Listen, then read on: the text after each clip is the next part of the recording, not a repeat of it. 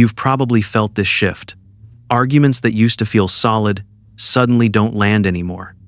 You say something that used to work, something you've heard your whole life, and instead of confusion, you get a calm, almost surgical response. No anger, no fear, just clarity. And that's the unsettling part. Because you expect resistance, maybe even emotion, but instead, it feels like they've already thought through everything you're about to say. Almost like you walked into a conversation that's already been finished. And here's where it gets uncomfortable. It's not that atheists suddenly got louder, smarter, or more aggressive. They got harder to shake, harder to corner, harder to move. So what changed? The old playbook stopped working. There was a time when belief debates followed a familiar rhythm. You bring up morality, they question it, and you respond with something firm like, "Without God, everything falls apart." Then comes a pause. A slight hesitation. That moment used to matter more than people realized. It created doubt, and doubt often felt like a quiet victory. But something has shifted. Now, when that same line is used, the pause is gone. There is no visible struggle, no searching for words. Instead, the response comes back steady, almost preloaded, as if the conversation has already happened somewhere else. That is the strange part. It feels less like a debate and more like walking into the middle of a discussion that started years ago without you. Modern atheists have heard these arguments repeatedly, not once or twice, but dozens of times. They have read them, debated them, and in many cases believed them at one point in their own lives.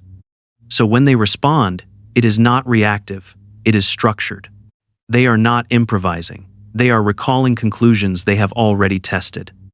Think about how different that is. In the past, belief often held the position of authority. The questions were expected, but the answers were assumed to be stronger. Now the roles feel less stable. The same arguments that once sounded definitive can start to feel rehearsed, even predictable. And people notice that. There is also a subtle psychological shift happening here. When someone anticipates your reasoning before you finish speaking, it creates a kind of imbalance. You are trying to persuade, but they are already several steps ahead, examining the foundation of what you are saying rather than just the surface. That changes the entire tone of the conversation. It becomes less about who sounds more confident and more about whose framework holds up under pressure. And this leads to a question that most people quietly avoid because it is uncomfortable to sit with. What happens when the argument you have relied on for years is no longer challenging the other person, but instead revealing its own limits? Because once that realization starts to form, even slightly, the debate is no longer just about them. It starts turning back on you. Information changed the battlefield. Here's something simple but powerful. For most of history, belief had a quiet advantage that people rarely questioned. It controlled access to answers. If you wanted to understand existence, morality, or purpose, you did not open 10 different books and compare perspectives. You went to one place. Religion was not just a belief system.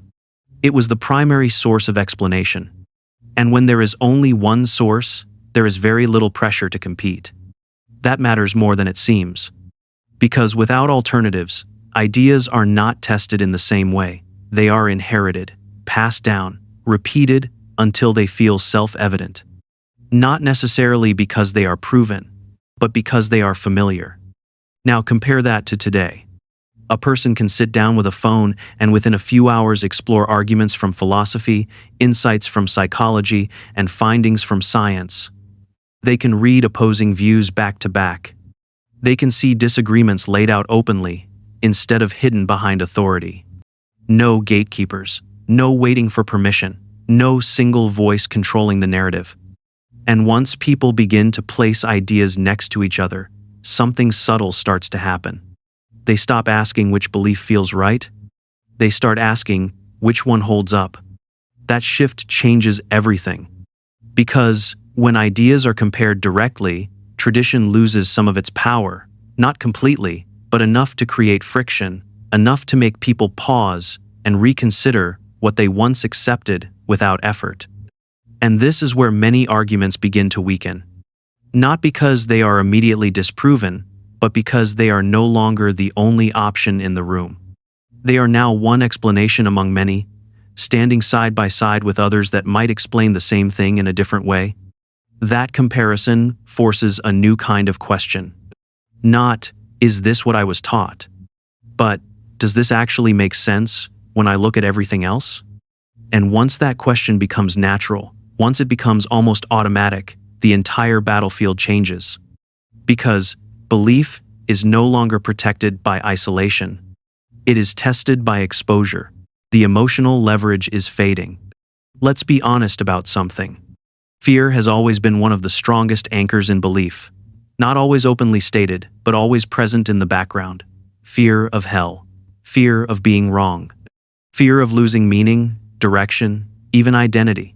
These are not small fears. They reach deep into how people see themselves and their place in the world. And, for a long time, that fear did something very specific. It created a boundary. A point where questioning slowed down or stopped completely. Not because the questions were answered, but because going further felt risky. That is an important distinction. Because when someone avoids a question out of fear, the belief stays protected. It does not have to defend itself fully. It just has to hold the line. But something has changed. Many modern atheists have already crossed that line. They have sat with those fears instead of avoiding them. They have asked the uncomfortable questions and followed them through, even when the answers felt uncertain or unsettling. That process matters. Because once someone has faced the possibility that they might be wrong, and nothing catastrophic happens, the emotional grip weakens. The fear does not disappear completely, but it loses its authority. So when that same fear is brought into a conversation now, it does not have the same effect. Instead of stopping the discussion, it becomes part of the discussion, something to examine, not something to obey. There is a kind of familiarity to it. Like hearing a warning you once took seriously, but now recognize as something you have already tested. The emotional reaction is replaced by a more analytical one. At that point, the argument shifts. It is no longer driven by what feels dangerous to question. It becomes driven by what can actually be supported. And that is a much harder environment for belief to operate in. Because fear can end a conversation quickly. Reasoning cannot. Reasoning keeps going. It asks for consistency. It looks for gaps. It does not stop just because something feels uncomfortable. So once fear stops working as a boundary, something else takes its place. Not rebellion, not anger, just a steady, ongoing examination that is much more difficult to interrupt. Morality without God isn't collapsing. This one used to feel like a final move, the kind of argument that ended the conversation. If there's no God, what stops people from doing anything they want? It sounds strong, almost obvious, like removing belief would remove the entire structure holding behavior together. But then you look at reality. Most atheists are not living in chaos. They are not suddenly dishonest, violent, or reckless. They go to work, take care of their families, keep promises, and feel bad when they hurt someone. In many cases, their behavior looks no different from anyone else. That creates a quiet tension, because if morality truly depended on belief, you would expect to see a breakdown, but that breakdown does not appear in the way the argument predicts. So the question changes. If people can act morally without belief, then where is that behavior coming from?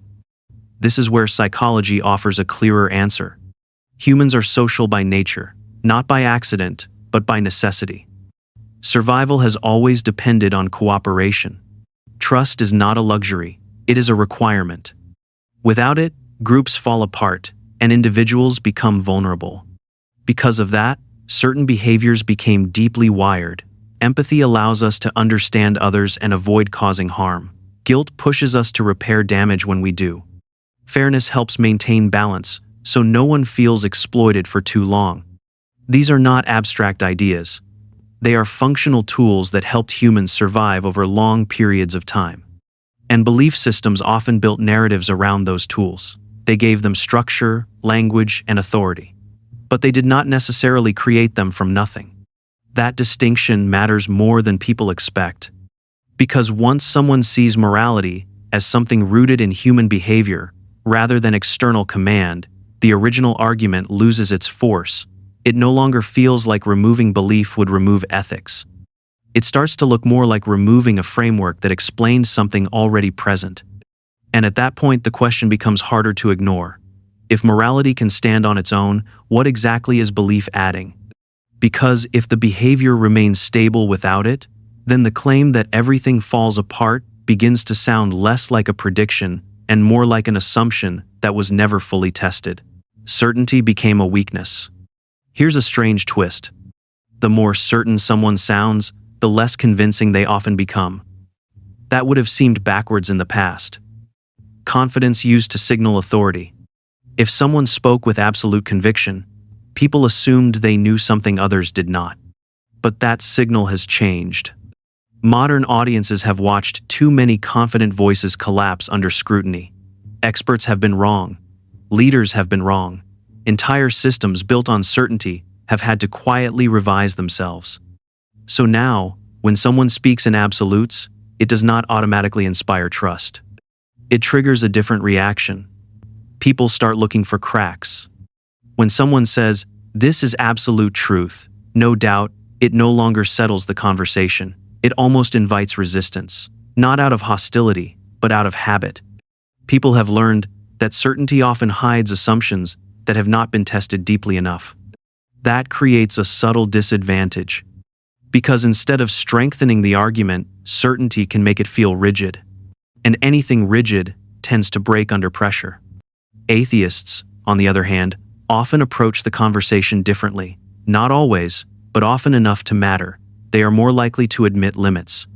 To say, "I don't know everything, but here is what seems consistent with the evidence available."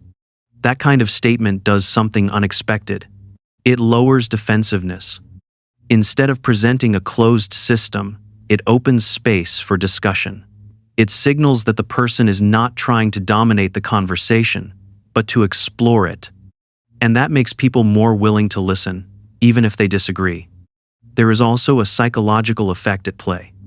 When someone acknowledges uncertainty, it feels more aligned with reality. Life is complex, evidence evolves, new information changes conclusions. So a position that allows for adjustment appears more flexible and, in many cases, more credible. That does not mean it is always correct, but it feels more honest. And honesty carries weight, especially in conversations where trust is fragile. So the dynamic shifts. Instead of certainty winning the argument, it can quietly undermine it. And instead of doubt weakening a position, it can strengthen it by showing that the person is not hiding behind absolute claims. Which leads to an uncomfortable realization. In a world where people expect complexity, the person who admits uncertainty may sound more convincing than the one who claims to have final answers. The burden quietly shifted. This is subtle, but important. For a long time, atheists were placed in a defensive position. They were expected to explain themselves first, why they did not believe, what caused the doubt, what went wrong. The assumption was clear. Belief was the default, and stepping away from it required justification. That framing shaped the entire conversation. Because when one side is defending, it is already at a disadvantage. It reacts instead of leads. It answers instead of questions. And over time, that position becomes exhausting. But that pressure has slowly shifted. Now, more people are turning the question around, not aggressively, but directly. They are asking, what evidence supports belief? And they are asking it in a different tone.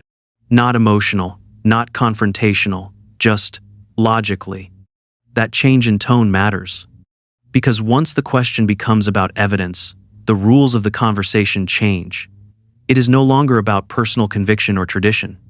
It becomes about what can be demonstrated, supported, or at least consistently explained. And that is where things become more difficult. Belief often rests on a mix of sources. Tradition passed through generations, interpretations of ancient texts, personal experiences that feel meaningful but are hard to verify outside the individual. None of these are necessarily weak on their own, but they do not function the same way as evidence that can be tested and observed in a shared way. So when someone asks for support that holds across different perspectives, the answer becomes more complex. Sometimes it shifts into explanation rather than demonstration. Sometimes it leans on meaning rather than proof. And while those responses can still be valuable, they do not always satisfy the original question. This creates a quiet tension in the conversation. Because the focus is no longer on why someone doubts, it moves toward why belief should be accepted in the first place. That is a very different kind of pressure. It requires building a case rather than defending a position. And building that case in a way that holds up under logical examination is not simple, so the conversation transforms. It is no longer centered on disbelief as something unusual that needs to be explained. Instead, belief itself becomes the claim that invites scrutiny. And once that shift happens, the difficulty of the argument increases significantly, because it is much easier to question than it is to prove. Doubt became acceptable. This might be the biggest shift of all. Doubt used to carry a kind of quiet danger, not always spoken out loud, but understood. If you questioned too much, you risked stepping outside the group. You risked being seen as unstable, uncertain, even disloyal. So, most people learn to manage their doubts carefully, keep them private, resolve them quickly, or push them aside. That created a certain kind of surface stability. But underneath, questions were still there. They just did not have space to breathe. Now that pressure has eased. Doubt is no longer treated the same way. In many circles, it is not seen as a weakness at all.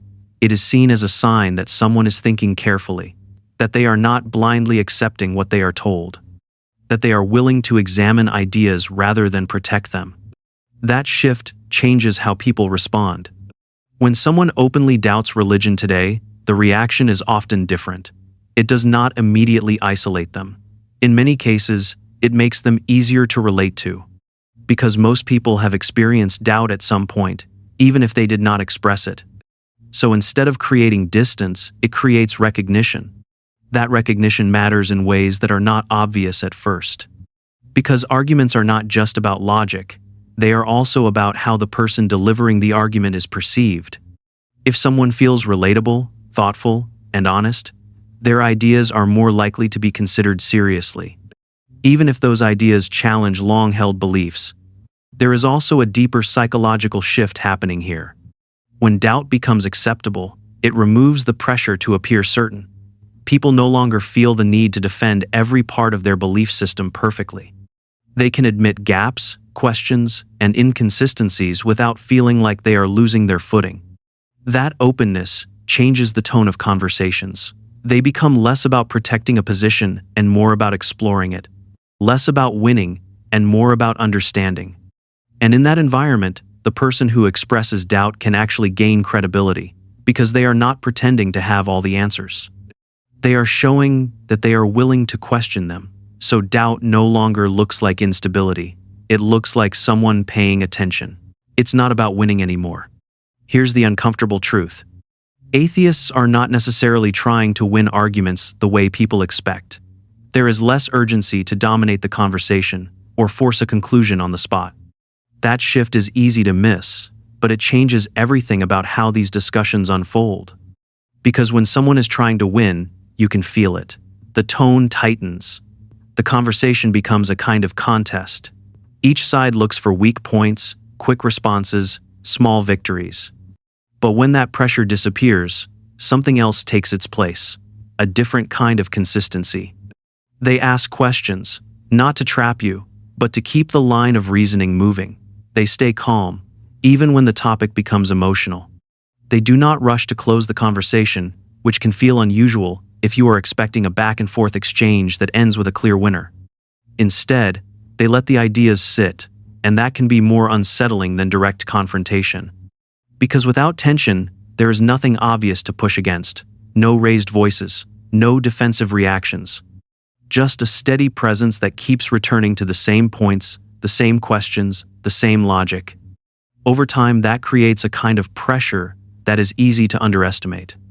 Not loud pressure that forces an immediate response, but quiet pressure that lingers after the conversation ends, the kind that stays with you when there is no one else around.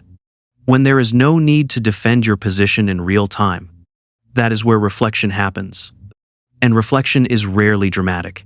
It does not announce itself. It shows up later, in small moments, when something you heard starts to connect with something you have felt but never fully examined. That is why this approach can be more effective than heated debates, because it does not rely on overpowering the other person. It relies on planting questions that continue working after the conversation is over. And once a question takes hold like that, it does not need to be repeated. It keeps unfolding on its own. So, why are atheists becoming harder to argue against? It's not because they suddenly became more aggressive or more determined to win. If anything, the opposite happened. They became more grounded in how they approach belief, doubt, and discussion. There is less reliance on emotional leverage, less dependence on fear to hold ideas in place. Instead, there is more exposure to information, more comparison between perspectives, and more willingness to sit with uncertainty without rushing to resolve it. And that changes how arguments feel. Because when someone is no longer afraid of being wrong, you lose one of the strongest tools in persuasion. There is no pressure point to push, no fear to activate. What remains is something quieter, but much harder to move. A person who is willing to question everything, including their own position, becomes difficult to corner, not because they have all the answers, but because they are not protecting a fixed conclusion. They are following a process. And once someone makes peace with not knowing, with living inside open questions instead of closed answers, the conversation shifts completely. It stops being about changing their mind in a single moment and becomes something far deeper, something that unfolds slowly, over time, whether you intend it to or not. Think about that.